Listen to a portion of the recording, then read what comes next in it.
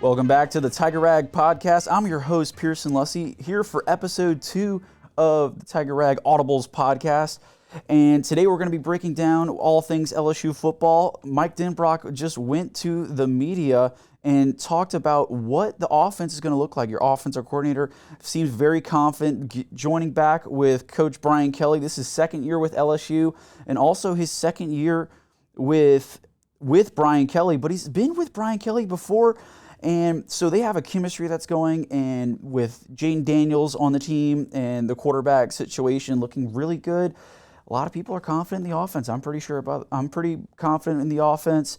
And now that NFL preseason, I'm pretty sure is tonight. And is it actually football season? I'm starting to think it's football season. Even if it is 100 degrees, I think we're finally back to the way things should be, and that's with LSU football on. Today we have one guest on. We're going to have editor of TigerRag.com, Todd Horne, and we're going to be breaking down what offensive coordinator Mike Denbrock said and what else is going to be going on with the team, along with how LSU sports is doing and if the football team actually has a chance at doing what they did in 2019, and that was winning a national championship. So stay tuned, and we'll break it down for you.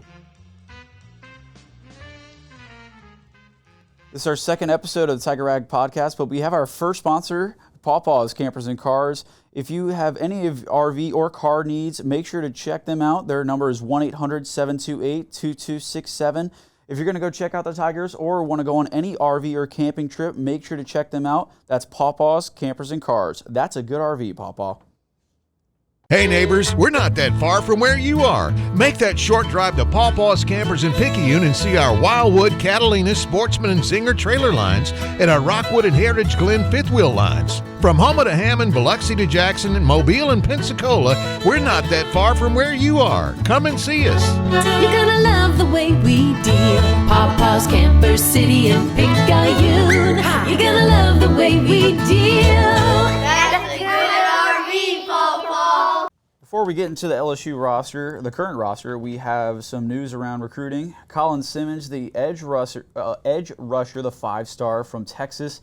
He is 6'2.5". He's the number one edge rusher in the country. He committed to Texas, but his fellow teammate in high school, Caden Durham, who is a running back 4-star, 5'9", 195 pounds. And he's a 63rd overall recruit, 7th running back in the state of Texas, and the 11th overall recruit in the country. He ended up picking LSU, and he is the first running back to commit to the 2024 LSU roster. And for more information, check out TigerRag.com. We have our assistant editor, William Weathers, breaking down more about the recruits and especially the new Tiger, Caden Durham. And we're back here with the Tiger Rag Audibles Podcast. I'm your host, Pierson Luscy. I'm joined with editor of the TigerRag.com, Todd Horne. Todd, you were at practice today, practice number 6 at LSU. What'd you see? I saw a lot of sweat, a lot of blood, a lot of tears. No, I'm just kidding. It was very hot out there again today. All of today's practice, at least the part that the media was allowed to attend, as you know, that they don't allow us to attend the entire practice. But we went through probably about 17 of the 20 sessions, maybe not quite that much. Maybe it was 15. All outside. Outside? Yeah. No fight today? No fight today, and they were all in full pads for the first day. So LSU has advanced now from shells to full pads. You think, did anything stand out to you besides just like, okay, it's hot, everyone's in full pads? Were people hitting each other? You know, so this is where college football is completely different from what I'm used to, what I grew up with, what I played. We used to hit. These boys, at least today, they weren't hitting. I wanted to focus on the offense today. I really wanted to stay and follow the offense everywhere they went. And unfortunately, I continued to get drawn into the defense. And so I ended up watching probably 5 sessions of sideline tackling drills with the defensive backs. And that's why I'm pointing out the lack of contact. Because back in the day, I mean, we used to hit, and they were doing form tackling today, and they weren't even concerned about It was all technique. Let's just say it was all technique. Was there any like 11-on-11 drills at all? No, if there were, I didn't see any. They did do. I guess that's not true. It was certainly a lot of drills, scrimmage-oriented drills. But again, there was no contact, and they were probably more 7-on-7 type-ish. But I do think they were. You know, I hate to sound so like I wasn't there, but it just wasn't. It wasn't even as full speed type of stuff today. And we bring up the offense because today head offensive coordinator Mike Denbrock talked. Right. And how was he on the sidelines? Did you see anything? Was he vocal or manner-wise? He's very involved with the offense at all times. Like for instance, a good example of that today, and I'm not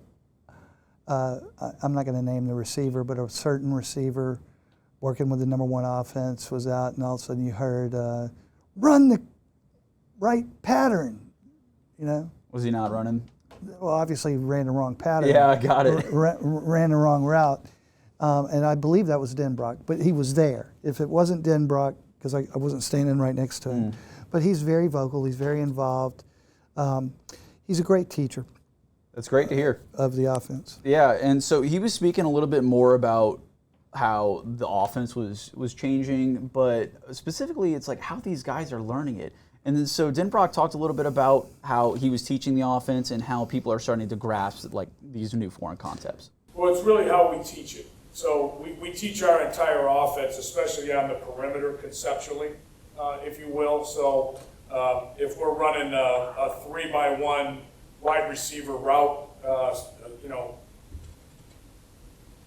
player 1 to the field on this concept has this. Player 2 has this. Player 3 has this.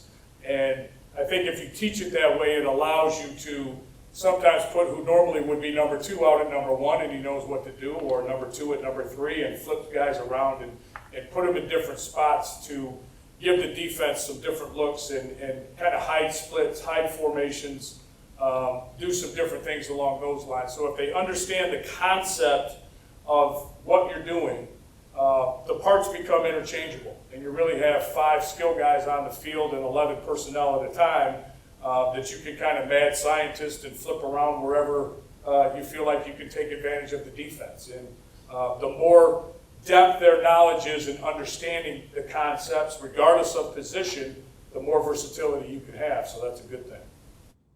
So about the capabilities, he's starting to sound like no matter you got one guy, you got Neighbors, and then after that it becomes kind of wide receivers are up in the air of who is going to be who. But do you think that the interchanging concept that he's talked about, do you think are you seeing that when you're on the field?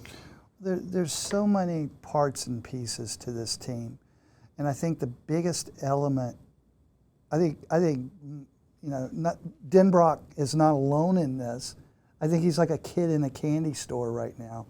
I mean, yes, they're only 6 days or 6 practices into the fall, but as he talked about today, they're so far advanced, so many rungs up the ladder, I think is the way he put it, from where they were last year at this point. And that kind of harkens back to something Kelly said earlier in one of the press conferences, where he talked about how they have SEC experienced ball players. That's what Denbrock is talking about. He's talking about the fact that everybody is now aware of the offensive concepts. Not everybody, but most of them are aware. They're aware of the playbook. They're aware of the concepts that they've been teaching. And now they're integrating all these new toys. I'm calling them toys, not them. But they're, like Aaron Anderson, an elusive speedster who can just be super explosive and add dimension to that offense. He's talking about how they're going to be able to do more things, and maybe not specifically in the piece we just played, but today he talked about how they're going to be able to do more things. He emphasized they're not there yet. They're still evolving, but where they're starting, Pierson, it'd be like if you and I were going to line up to do a foot race, right? This year, this LSU team is starting on the instead of starting on the goal line, they're starting on the 40 or 50-yard line. You're talking about last year's team? Yeah, versus last year's team. This year's team is starting at the 40-yard line, not at the goal line, to go to the next goal line. Do you think it's because the offense is played together, or it's second-year coaching, or do you think it's a combination of everything? I think it's two things. It's the SEC talent and experience. Like Jaden Daniels is in his second year. He's familiar with the team. But they have, across the board, they have SEC experienced players, and they're adding these toys, what I'm calling toys, to the war chest, to the toy box. It's like all these new things. It's like you want to utilize everyone's skill set. Right. Last year they didn't know who was, like we talked about yesterday. They didn't know who was going to start on the offensive line. This year, they've got 8 or 9 players that are experienced offensive line starters or participants that are familiar with the concepts and the system, the offensive system that they're running. And even though these guys aren't set in stone as starters, like it's not because like, oh, well, we don't know, someone's got to just take over. It's because there's so much depth. They know the playbook, they know the system, they've got experience, and they're not having to teach them the playbook. They're not having to teach, whether you're talking about the offensive linemen, whether you're talking about the quarterbacks, whether you're talking about the wide receivers or the running backs. You're talking about literally a significant head start. And now you add in the fact that they're adding these talented pieces. Like last year, LSU could not. They had one tight end, a freshman, basically, Mason Taylor. Yep. Right? Now they have, and he talks about this later on. If we play it, I'm not sure, but he talked about the tight ends and how the tight end is. We talked about it on the radio show earlier this week, and I think we talked about it on the podcast yesterday. There's so much talent now behind Mason Taylor that are freshmen that are in that tight end room that are going to develop over the next 6, 12, 13 weeks of the season. And you're talking about, we've talked about how they can expand their offensive philosophies and what this offense can do and how they can attack. And Denbrock says we're not there yet, but we're so far ahead of where we were at this time last year. And that's the most significant thing. You have so many different ways that you can utilize these players, but what kind of offense do you think they're going to play this year with the skill set that they have from the current roster? I think they're going to take advantage of whatever the matchups, and I think that they're going to have the diversity and the depth of talent to be able to match up with whoever they're facing.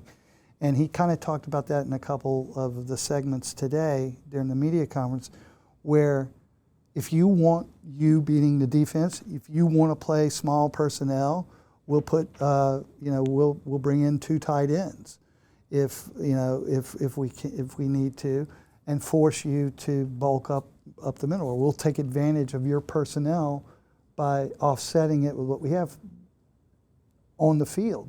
Couldn't do that last year. So what it sounds like is these guys, like it's not that LSU is adapting to defense, it's the defenses are adapting to LSU's offense.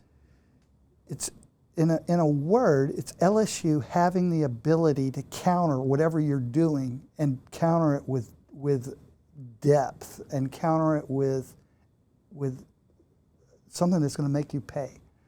And that is so important, especially in the Southeastern Conference, especially in the SEC with the level of competition the way it is.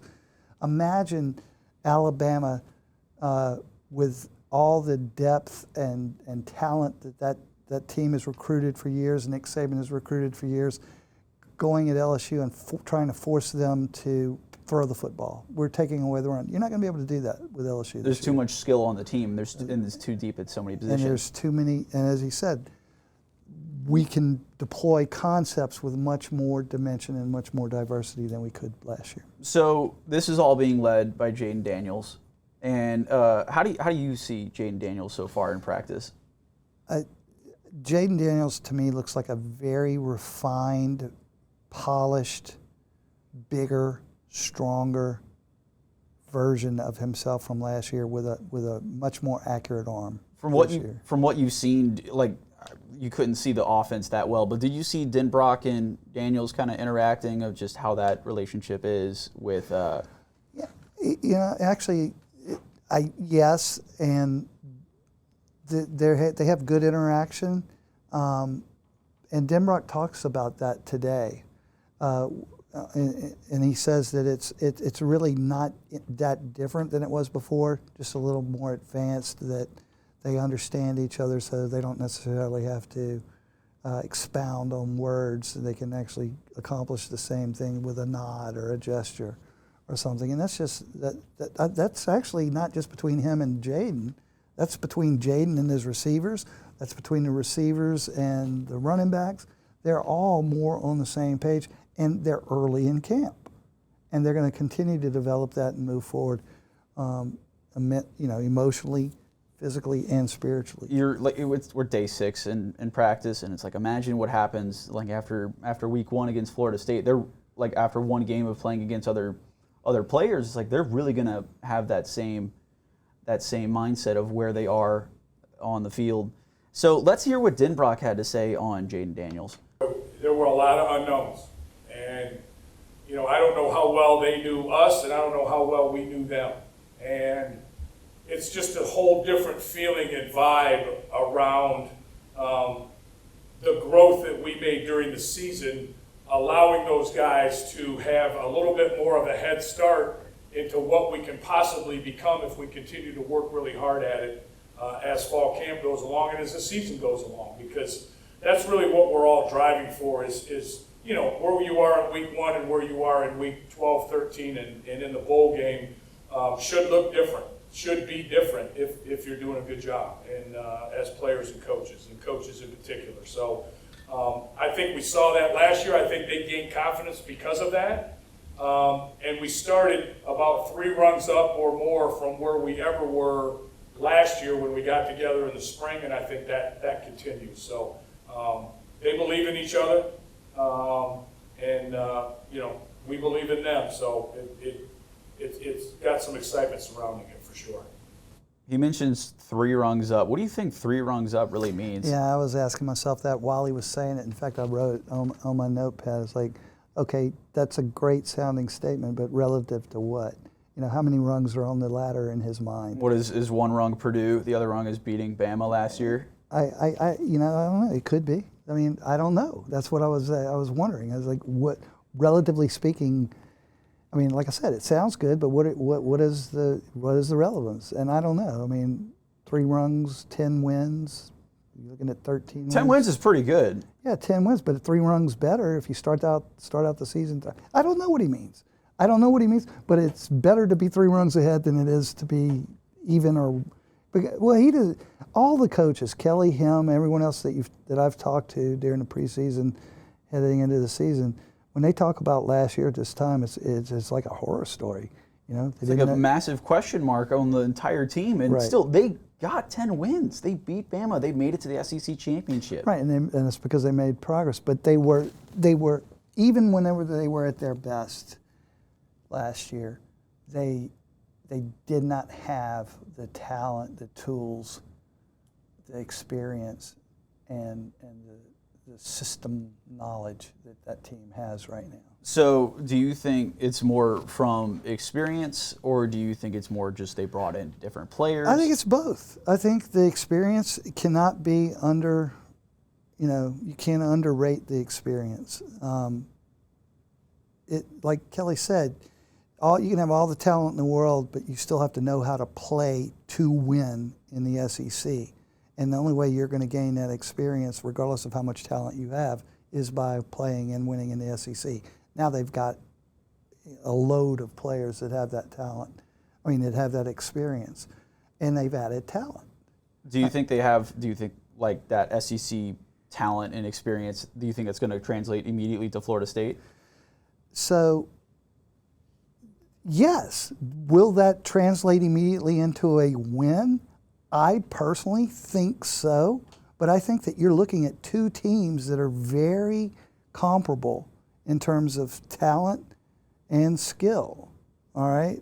Florida State Like is. you're talking the LSU and the Florida State team? Yeah. LSU's loaded. Florida State's loaded.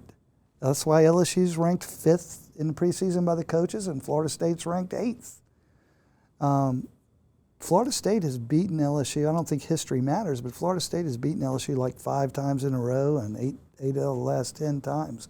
It's not been a great matchup for LSU. I mean, yeah, and last time they played in the Superdome, it's like, how do you think they're going to be able to handle that when they go to Orlando? I think, number one, it's going to be about 105, 106 degrees on the in Orlando. Yeah, on even hotter than game day. here. Yeah, so they're going to have to, they're definitely going to have to be in shape. I think that's going to be number one of importance. But two, they're just going to be ready to play. And they're going to have their hands full. It's going to be a great game. But I do think LSU is going to win the game. I think they can too, and it's going to come down to what the offense can do. And Denbrock goes a little bit more into what the capabilities of this team can be moving forward and through the season.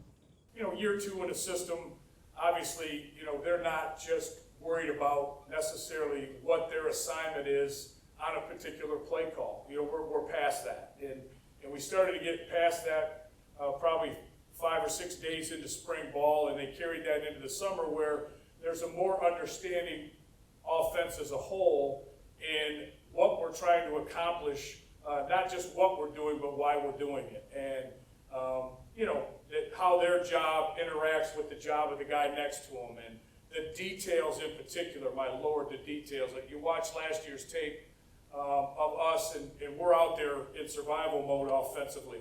And now we're deeper into the details, and we understand defensive looks better, and what causes us issues, what doesn't, how to adjust it. All those things get better with time, good Lord willing. And with the veteran guys that we have, that's been the case so far, where their recognition level, their understanding of the details of their position in particular has gotten better and better and better. And what that hopefully leads to down the road is the ability to move those guys into different positions and let them go and cause some angst on the defensive coordinator's part. Biggest word there, or the biggest phrase there, survival mode. What do you take of that? Survival mode, really? And that's what he's saying whenever you look back at where they were last year at this point, entering the Florida State game and playing Florida State. You look at the film, and they were in survival mode. They are in so much better of a position right now. They're 3 rungs up the ladder, whatever that means. But it just means we understand what we're doing now. We understand who's doing it. We understand why we're doing what we're doing. We understand the details. We are in a much better place. And oh, by the way, we have added some toys and some talent, and we are going to play more. I mean, this is like the cat that ate the canary, And he was trying to. Today he was trying to hold back.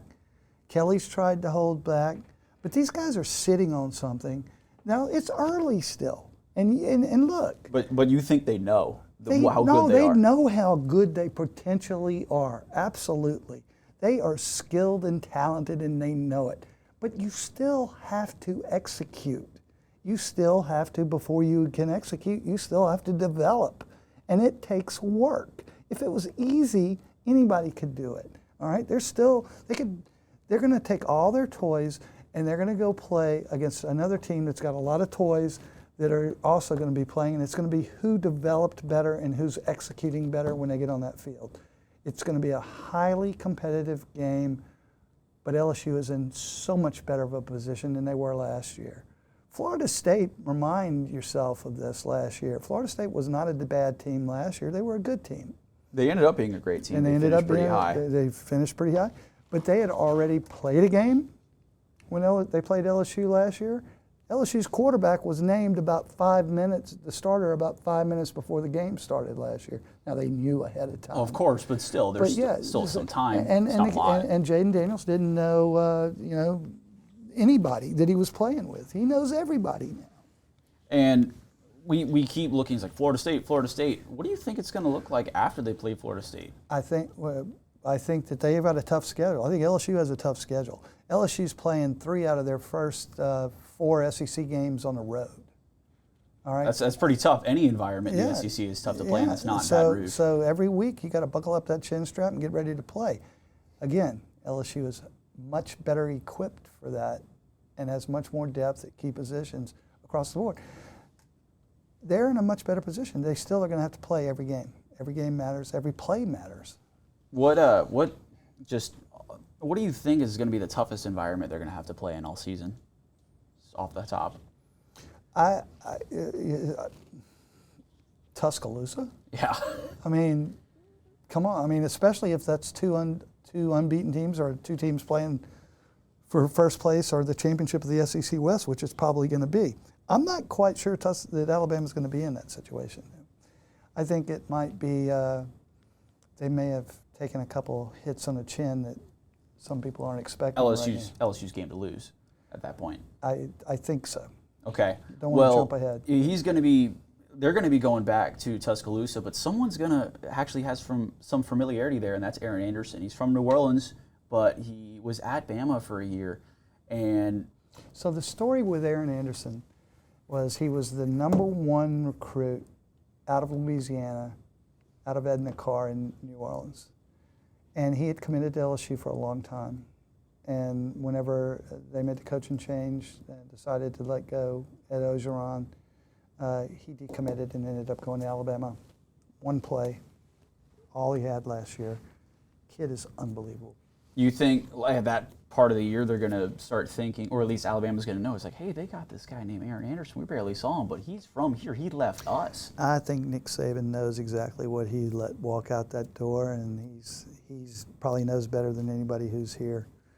And I'm telling you right now, all right, Aaron Anderson is a difference maker, and he will make a huge impact on this team, both from the slot and also in terms of punt return. So let's hear what Denbrock has to say about that, because he also said some very good things about Aaron Anderson. I mean, he's a guy that has to touch the football. And, me and the rest of the offensive coaches to make sure we're creative enough that we're using the skills that he brings to the table the right way. And he's obviously in the screen game. He's a very valuable piece. Touching the ball and running the ball on jet sweeps and things like that, sure, that's part of it. I think him also having a really good, I think more than just, sometimes you kind of look at like an Aaron Anderson and someone who's got his ability to start and stop and run fast as maybe a one-trick type of player. But Aaron's unbelievably blessed with ball skills, and he can break people down in space. So we've got to get him into those scenarios as much as we possibly can and allow him to do what he's best at. He's beyond a one-trick pony, and that's what Denbrock said. And jet sweeps out of the backfield, special teams. Do you think there's any other roles that he could fill in the team? I think that what he's talking about is that there are already identifiable ways that they can use Aaron Anderson in their offense that they did not have anyone that they could use for that last year, but that there are going to be more ways that come as they move from 6 practices into the fall camp to getting ready to play Florida State. There's going to be extra added dimension to this team. What have you seen from Anderson and just the clips already? The very first thing that I saw at the very first practice, it was indoors, he was running this drill, and he just had an explosion, an explosiveness to his step, a burst. It's so noticeable that he just is an explosive player. He's just better. He's just playing this is the SEC we're talking about, but he's just that good. You know how when you see special talent that just, he's fast. He's quick, and he runs great routes, and he catches the ball, and he breaks away. And, Denbrock talks about how LSU's offense last year, the passing game relied on a lot of stop routes, and how they relied on a lot of catching the ball with their back to the goal line, comebacks. Yeah, but you think it's going to be more like that's what they're working on. Catch and goes now, yards after catch runs. This kid is a yak monster, I mean, he catches the ball yards after catch and he's gone. You can always use more speed, especially with you're trying to outrun some of these guys. And it's the breakaway speed and it's the way LSU's running their routes. He fits in with what they're doing, and he's going to add dimension. Knock on wood, I hope he doesn't get hurt, pull a muscle, do something like that, because this is it's worth the price of admission just to go see him. Absolutely, and we're only 6 practices in, but we've seen a lot of good things and from the offense and the rest of the team. We're going to take a quick break here, and we're going to come back to you guys with more about what LSU is talking about and more about the team. We want to thank everyone for listening, and we'll come back soon. People come from everywhere to Pawpaw's Campers and Cars. Only Pawpaw's Campers and Shit is Pawpaw's Campers and Cars are people. And we're going to let it go for I forgot. Take the whole family over to Picayune. We got something for you. All right. What else we going to say? PawpawsNicePrice.com. That's probably all we need to say. We want to thank everyone for listening to the Tiger Rag Audibles Podcast, episode number 2. I'm your host, Pierson Luscy. We talked about the offense for LSU. They're actually going to have another media day tomorrow with some players. We don't know which ones they are yet, but we're going to let you know all the things that we see, and we're going to break it down for you. And if you want more information on LSU or about the current recruit, Caden Durham, who finally committed to LSU from Texas, could have picked UT, but he picked LSU, and he's the first running back on LSU's 2024 recruiting class. And if you're thinking more down the road of how good is LSU going to be after these guys leave, that's a great place to look. Thank you to everyone for listening. I'm Pierson Luscy, and we'll be back later for all things LSU. For more information, check out TigerRag.com.